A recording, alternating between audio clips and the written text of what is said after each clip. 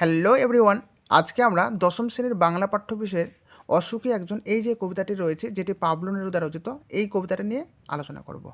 তো এই কবিতাটিতে যাওয়ার আগে আমরা দুই একটি তথ্য সংক্ষিপ্ত সহকারে দেখে নেব, যেটি আমাদের কবিতাটি বুঝতে অনেকটাই সাহায্য করবে। ঠিক আছে? আচ্ছা, তোমরা প্রথমেই দেখতে পাচ্ছ এই যে অসুখী একজন কবিতাটি রয়েছে, যেটি পাবলো নেরুদা রচিত। এই পাবলো নেরুদা কিন্তু আমাদের ভারতীয় কবি নন, মানে নামটা দেখে তোমরা একটু আন্দাজ করতে পারছো। ঠিক আছে, তাহলে তিনি কোথাকার কবি? তিনি একজন চিলিয়ান কবি। আচ্ছা, চিলি কোথায়? চিলি হচ্ছে আমেরিকা যুক্তরাষ্ট্র, তুমি ধরতে পারো, কিংবা দক্ষিণ আমেরিকাতে ধরে নিতে পারো একটা দেশ। এই চিলির কবি হচ্ছে কে? Pablo Neruda. তো এই চিলিয়ান কবি পাবলো নেরুদা তিনি কিন্তু স্প্যানিশ ভাষায় অসংখ্য রকম কবিতা রচনা করেছেন। ঠিক আছে? আচ্ছা, তার একটা এরকম একটা কাব্যগ্রন্থ হচ্ছে এক্সট্রাভাগারিয়া। এই এক্সট্রাভাগারিয়া কাব্যগ্রন্থের আমরা যদি একটু লক্ষ্য রাখি, একটা কবিতা হচ্ছে কি লা দেশ দি চাঁদা, এই এই একটা কবিতাটি রয়েছে, যেটি পরবর্তীতে আমরা দেখব দ্য আনহ্যাপি ওয়ান নামে একটি কবিতা অনুদিত হয়েছে। আর এই আনহ্যাপি ওয়ানেরই একটা বাংলা কবিতা হচ্ছে অসুখী একজন।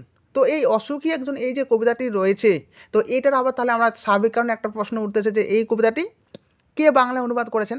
তো তোমরা যদি একটু পেছন দিকে একটু ফিরে তাকাও, তাহলে এখানে তুমি দেখতে পাবে এই যে তর্জমা নবারুণ ভট্টাচার্য, তাহলে এটি বাংলা ভাষায় অনুদিত করেছেন কে? এই নবারুণ ভট্টাচার্য। ঠিক আছে, তাহলে আমাদের স্বাভাবিক কারণে এই যে কবিতাটি পাবলো নেরুদা রচিত, যেটি সেটি বাংলা তর্জমা করেছেন এই কবিতাটিতে, সেটা হচ্ছে কি নবারুণ ভট্টাচার্য। আচ্ছা, তাহলে আমরা এখান থেকে একটা বিষয় জানতে পারলাম যে অসুখী একজন কবিতাটি, তাহলে আমাদের উৎস কোথায়? এক্সট্রাভাগারিয়া। আচ্ছা, যদি এক্সট্রাভাগারিয়া না থাকে তাহলে তোমরা কোথায় দিবে? তোমরা লা দেশ দি চাঁদা এই যে গ্রন্থ, এই যে কবিতাটি রয়েছে, এটাও হতে পারে, কোনো সময় এক্সট্রাভাগারিয়া নাও থাকতে পারে। যদি এক্সট্রাভাগারিয়া না থাকে তাহলে লা দেশ দি চাঁদা এই নামটা তোমরা ইউজ করতে পারো। ঠিক আছে? আচ্ছা, এরপর চলে আসবো আমরা এই যে পাবলো নেরুদা রয়েছে, এই নামটা কিন্তু পাবলো নেরুদা কিন্তু তার সংক্ষিপ্ত নাম হিসাবে কিন্তু ব্যবহৃত করেছেন, তার মানে ছদ্মনামও তোমরা ধরে নিতে পারো। আচ্ছা, তার স্বাভাবিক কারণে প্রশ্ন হচ্ছে তার প্রকৃত নাম কি? তো তার প্রকৃত নাম হচ্ছে নেকতালি রিকার্দো রেয়েন্স বাসুয়ালতো। এই এটাই হচ্ছে তার প্রকৃত নাম। ঠিক আছে? আচ্ছা, এখানে লেখলেও লেখা যায়, কিন্তু আমি লিখছি না এই কারণে যে লিখলে একটু সময় লাগবে, তোমাদের এদের ভিডিওটা একটু বড় হয়ে যেতে পারে, সেই জন্যই আর কি আমি লেখাটা আর কি লিখছি না। ঠিক আছে? আচ্ছা, তো এই যে পাবলো নেরুদা রয়েছে, এই নামটা যদি আমরা উৎস প্রসঙ্গ দেখি, যে পাবলো এটা হচ্ছে পাবলো পিকাসো, মানে পাবলো পিকাসো একজন ব্যক্তি, প্রখ্যাত ব্যক্তি, তো তার থেকে একটা পাবলো নামটা নেওয়া, এই শব্দটা নিয়েছে। আর নেরুদা নামটি নেওয়া হচ্ছে যা কি যা নেরুদা। আচ্ছা, যিনি চেক লেখক একজন, তাহলে তার কাছ থেকে এই নেরুদা কথাটি নেওয়া হয়েছে, সেই জন্যই তার একটা পাবলো আর একটা হচ্ছে নেরুদা। তাহলে পাবলো নামটি উৎস কোথায়? Pablo Picasso. আর নেরুদা শব্দটি উৎস হচ্ছে যা নেরুদা, এই শব্দটি থেকে নেওয়া হয়েছে। ঠিক আছে? তাহলে স্বাভাবিক কারণে আমরা কী দেখতে পারলাম যে পাবলো নেরুদার নামটি উৎস, তিনি কোথাকার কবি, আর কোথা থেকে এই কবিতাটি নেওয়া হয়েছে। ঠিক আছে? আচ্ছা, এরপর আমরা এই কবিতাটি যদি আমরা প্রেক্ষাপট লক্ষ্য করি, তাহলে প্রেক্ষাপট লক্ষ্য করলে আমরা কি দেখতে পাবো? যে এই কবিতাটি চিলির গৃহযুদ্ধের প্রেক্ষাপটে কবিতাটি রচিত। ঠিক আছে? আচ্ছা, তো এবার আমরা সংক্ষিপ্ত বিষয়বস্তুতে চলে যাই। তো সংক্ষিপ্ত বিষয়বস্তু কেমন? যে একটা গৃহযুদ্ধ হচ্ছে, সেই গৃহযুদ্ধে কবির অংশগ্রহণ অনিবার্য হয়ে পড়েছেন। এর জন্য কি করছেন? তার প্রিয়তমা, আচ্ছা তোমরা এখানে প্রিয়তমা একদিকে ধরে নিতে, তার প্রিয়তমা তথা দেশমাতৃকা, তিনি তার প্রিয়তমা তথা দেশমাতৃকাকে দরজায় দাঁড় করিয়ে রেখে তিনি কোথায় যাচ্ছেন? তিনি অনেক দূরে চলে যাচ্ছেন, অর্থাৎ তিনি গৃহযুদ্ধে অংশগ্রহণও করছেন, এটা আমরা বলতে পারি। আচ্ছা, কিন্তু তার প্রিয়তমা কোনোদিনও কিন্তু জানতো না যে আর কথক অর্থাৎ কবি আর কোনোদিনও আর ফিরে আসবে না। এরপরে আমরা কি দেখতে পাবো? এই জায়গাটা যদি আমরা একটু লক্ষ্য রাখি, তোমরা এই জায়গাটা আমি এখানে করে নিলাম, মানে একটু হাইলাইট করে দিচ্ছি। এই যে একটা কুকুর চলে গেল, হেঁটে গেল গির্জার এক নান, এই জায়গাগুলোতে কি বলা হয়েছে? যে একটা সময় অতিক্রান্ত হচ্ছে, একটা সময় অতিক্রান্ত হচ্ছে, বছরের পর বছর অতিক্রান্ত হচ্ছে। আর একদিকে কবির প্রিয়তমার কাছে তার কাছে যে সময়গুলো কাটছে, সেটা কিন্তু অনেকটা কঠিনভাবে কাটছে। ঠিক আছে? আচ্ছা, তো এইরকমভাবে কয়েকটা বছর কাটার পর কি হচ্ছে? যে একটা ভয়ঙ্কর রকম একটা যুদ্ধ আগমন হচ্ছে। যুদ্ধটা কেমন? রক্তের এক আগ্নেয় পাহাড়ের মতো যুদ্ধ।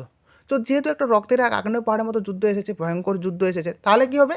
প্রচণ্ড রকম একটা ক্ষয়ক্ষতির একটা সম্ভাবনা রয়েছে। তো আমরা দেখবো যে প্রচণ্ড রকম ক্ষয়ক্ষতিগ্রস্তও কিন্তু হচ্ছে দেশে, সমস্ত কিছু ভেঙে চুরে একাকার হয়ে যাচ্ছে।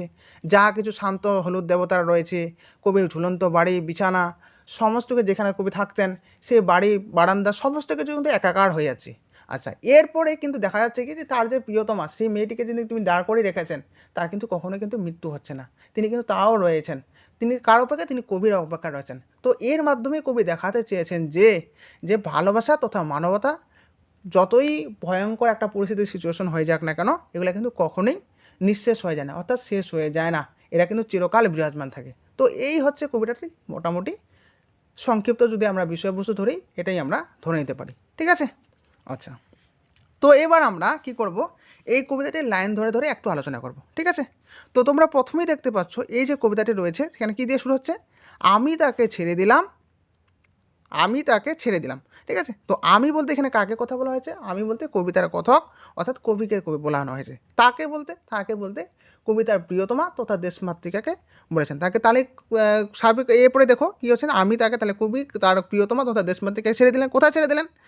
আচ্ছা, অপেক্ষায় দাঁড় করিয়ে রেখে দরজায়। তাহলে কবিতার দরজায় তার প্রিয়তমা তথা দেশমাতৃকে দাঁড় করিয়ে দিলেন। তাহলে এরপরে কবি কী হলো?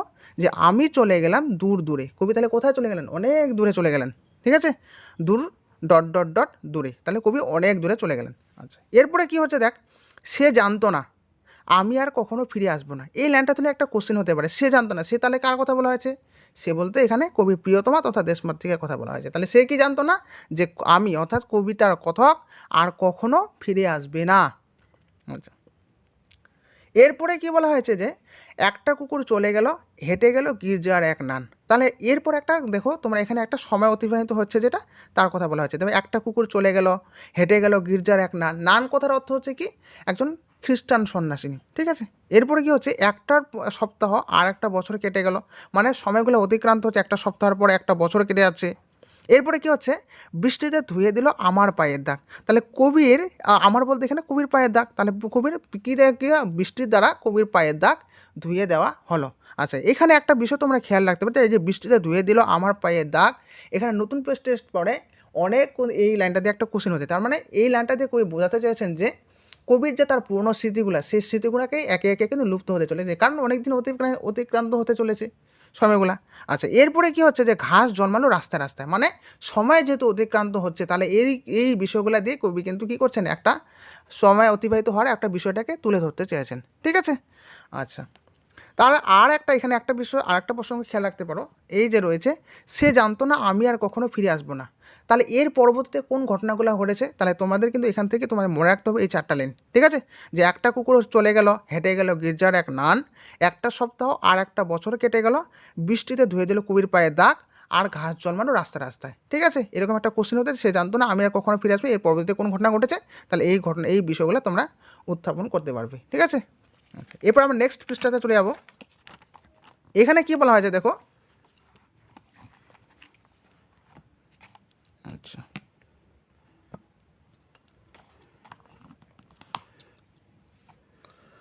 আচ্ছা, আর একটার পর একটা পাথরের মতো পরপর পাথরের মতো বছরগুলো নেমে এলো তার মাথার ওপর। এখানে স্বাভাবিকভাবেই একটা প্রশ্ন হচ্ছে, এই যে তার রয়েছে এখানে, এই তার বলতে কার কথা বলা হয়েছে? এই তার বলতে কবিতার প্রিয়তমা তথা দেশমাতৃকার কথা বলা হয়েছে। ঠিক আছে? তাহলে এই যে তারপরে একটার পর একটা পাথরের মতো পরপর পাথরের মতো, অর্থাৎ কবির যে প্রিয়তমা রয়েছে তার প্রিয়তমার কাছে এই যে বছরগুলো অতিক্রান্ত হচ্ছে খুব পাথরের মতো, অর্থাৎ খুব কঠোরভাবে তার এই যে বছরগুলো অতিক্রান্ত হচ্ছে। ঠিক আছে? আচ্ছা, এখানে একটা কোশ্চেন হতে পারে, নেমে এলো তার মাথার ওপর। তাহলে তার মাথার ওপর কী নেমে এলো? তাহলে কবিতার কথকের প্রিয়তমার মাথার ওপর বছরগুলো পাথরের মতো নেমে এলো, অর্থাৎ খুব কঠোরভাবে অতিক্রান্ত হচ্ছে তার বছরগুলো। আচ্ছা, এরপরে কি বলা হয়েছে দেখো, তারপর যুদ্ধ হলো, মানে কতগুলো বছর এরকমভাবে কাটার পর এরপর যুদ্ধ আসে। যুদ্ধটা কেমন দেখো, রক্তের এক আগ্নেয় পাহাড়ের মতো, অর্থাৎ সে যুদ্ধ কিন্তু ভয়ঙ্কর যুদ্ধ, যে যুদ্ধে এইরকম একটা যুদ্ধে যেখানে বিভিন্ন রকম বোমা বারুদেরও ইউজ হয়েছে, মানে ব্যবহৃত হয়েছে। এই জন্যই বলেছে একটা রক্তের এক আগ্নেয় পাহাড়ের মতো যুদ্ধ এসেছে। তাহলে যেহেতু রক্তের এক আগ্নেয় পাহাড়ের মতো যুদ্ধ এসেছে, মানে ভয়ঙ্কর যুদ্ধ এসেছে, তাহলে কী হচ্ছে দেখো পরবর্তী ফলস্বরূপ শিশু আর বাইরা খুন হলো, সেই মেয়েটির মৃত্যু হলো না। শিশু আর বাইরা, এখানে বাইরা শব্দের অর্থ হচ্ছে পরিবারের সদস্যরা, মানে অনেক মানুষ এখানে মৃত্যু হলো। ঠিক আছে? তাহলে শিশু আর বাইরা খুন হলো, তাহলে রক্তের আগ্নেয়পাড়ে যুদ্ধ আসার ফলে শিশু আর বাড়িদের মৃত্যু হলো, সেই মেয়েটির মৃত্যু হলো না। সেই মেয়েটি বলে কবি অর্থাৎ কথকের অপেক্ষারত মেয়েটির মৃত্যু হলো না। কেন মৃত্যু হলো না? কারণ কবি কিন্তু ওইভাবে চায়নি। যে আমরা প্রথমেই বলেছি যে সমস্ত কিছু নিঃশেষিত হয়ে গেলেও মানবতা তথা ভালোবাসা কখনোই নিঃশেষিত হয়ে যায় না। আচ্ছা, এরপরে কি বলা হয়েছে? সমস্ত সমতলে ধরে গেল আগুন। তারপরে যেহেতু রক্তের এক আগ্নেয় পাহাড়ের মতো যুদ্ধ এসেছে, তাহলে সমস্ত সমতলে আগুন ধরে গেল, মানে এবার আগুন লেগে গেছে সমস্ত কিছুতে। এরপরে কি বলা হয়েছে? শান্ত হলো দেবতারা, যারা হাজার হাজার বছর ধরে ডুবেছিল ধ্যানে, উল্টে পড়লো মন্দির থেকে টুকরো টুকরো হয়ে। তাহলে শান্ত হলুদ দেবতা, এখানে কবি দেবতাদের শান্ত হলুদ দেবতা বলে বিশেষণে বিশেষিত করেছেন। তাহলে শান্ত হলুদ দেবতার যারা হাজার হাজার বছর ধরে ধ্যানে ডুবেছিল, মানে তারা বিভিন্ন রকম মূর্তির আকারে বিরাজমান ছিল, তারা কি করলো? উল্টে পড়লো মন্দির থেকে টুকরো টুকরো হয়ে। তারা মানে আর মন্দিরের মধ্যে এরকম করে থাকলো না, তারা চূর্ণ বিচূর্ণ হয়ে মাটিতে পড়ে গেল। আচ্ছা, এরপরে কি বলা হয়েছে? তারা আর স্বপ্ন দেখতে পারলো না। এখানে তারা বলতে কার কথা বলা হয়েছে? তারা বলতে সেই শান্ত হলুদ দেবতাদের কথা বলা হয়েছে, যারা হাজার হাজার বছর ধরে ধ্যানে ডুবেছিল, তারাই আর স্বপ্ন দেখতে পেল না। কারণ কি? কারণ রক্তের এক আগ্নেয় পাহাড়ের মতো যুদ্ধ আসলো, তাহলে সমস্ত কিছু যুদ্ধ আসার ফলে ভেঙে চুরে একাকার হয়ে গেল। আচ্ছা, এরপরে কি বলা হয়েছে দেখো, সেই মিষ্টি বাড়ি সেই বারান্দা। তাহলে সেই মিষ্টি বাড়ি বলতে এখানে কবির যে মিষ্টি বাড়ি, কবির যে বাড়ি রয়েছে, সেই বাড়িটাকে মিষ্টি বাড়ি বলেছে, যেটা কবিতার স্বপ্ন বিজড়িত বাড়ি। তাহলে সেই মিষ্টি বাড়ি সেই বারান্দা, যেখানে আমি অর্থাৎ কবিতার কথক, আচ্ছা, আমি ঝুলন্ত বিছানায় ঘুমিয়েছিলাম, গোলাপি গাছ, ছড়ানো করতলের মতো পাতা, চিমনি, প্রাচীন জলতরঙ্গ সব চূর্ণ হয়ে গেল, জ্বলে গেল আগুনে। আচ্ছা, তাহলে এখানে কি বলেছেন কবি? তাহলে কবির যে মিষ্টি বাড়ি, তার বারান্দা, যেখানে কবি ঝুলন্ত বিছানায় কবি রোজ ঘুমোতেন, গোলাপি গাছ, ছড়ানো করতলের মতো পাতা, চিমনি, প্রাচীন জলতরঙ্গ, এগুলো কিন্তু সমস্ত কিছু কী হয়ে গেল? চূর্ণ বিচূর্ণ হয়ে গেল, জ্বলে গেল আগুনে। এগুলো সমস্ত কিছু চূর্ণ বিচূর্ণ হয়ে আগুনে জ্বলে গেল, সমস্ত কিছু জ্বলে পড়ে একাকার হয়ে গেল। ঠিক আছে? আচ্ছা, এখানে একটা সব চূর্ণ হয়ে গেল বলতে এই যে আমরা দেখতে পেলাম কি কবির মিষ্টি বাড়ি সেই বারান্দা, তার ঝুলন্ত বিছানা, গোলাপি গাছ, ছড়ানো করতলের মতো পাতা, চিমনি আর প্রাচীন জলতরঙ্গ, এগুলো সমস্ত কিছুই চূর্ণ বিচূর্ণ হয়ে গেছিলো। ঠিক আছে? আচ্ছা, নেক্সট এবার লাস্ট প্যারাতে আমরা চলে যাব। আচ্ছা, এখানে কি বলা হয়েছে? যেখানে ছিল শহর, তাহলে যেখানে শহর ছিল সেখানে কেমন কি হলো? দেখো এখানে, সেখানে ছড়িয়ে রইল কাঠ কয়লা। আচ্ছা, কাঠ কয়লা কি? কাঠ কয়লা হচ্ছে কাঠ জ্বালানোর পরে যে অবশিষ্ট অংশটা পড়ে থাকে না, যেখানে যা পরবর্তীতে আবার কিন্তু জ্বালানো যায়, সেই কাঠ কয়লা তাহলে ছড়িয়ে রইল। দোমড়ানো লোহা, মৃত পাথরের মূর্তির বিভৎস মাথা, রক্তের একটা কালো দাগ। আচ্ছা, এখানে কালো দাগ কেন বলা হয়েছে? কালো দাগ হচ্ছে এরকমই, যখন কোনো কিছু রক্ত যখন মাটিতে পড়বে, কিছুকাল সময় অতিবাহিত হওয়ার পর দেখবে ওই রক্তটা কিন্তু কালো হয়ে যায়। ঠিক আছে? এই কালো দাগ, তার মানে কিছুক্ষণ আগেই ধ্বংসপ্রাপ্ত হয়ে যেখানে বহু মানুষ খুন হয়েছে, কিছু খুন হয়ে যাওয়ার পরে কিছুক্ষণ পর সেই জায়গাটা কালো দাগ হয়ে, সেই রক্তটা কালো হয়ে গেছে। ঠিক আছে? আচ্ছা, এখানে তাহলে একটা কোশ্চেন হতে পারে, তোমরা দেখে নিও, যেখানে শহর ছিল, তাহলে যেখানে শহর ছিল সেখানে পরবর্তীতে কী অবস্থা হয়েছিল?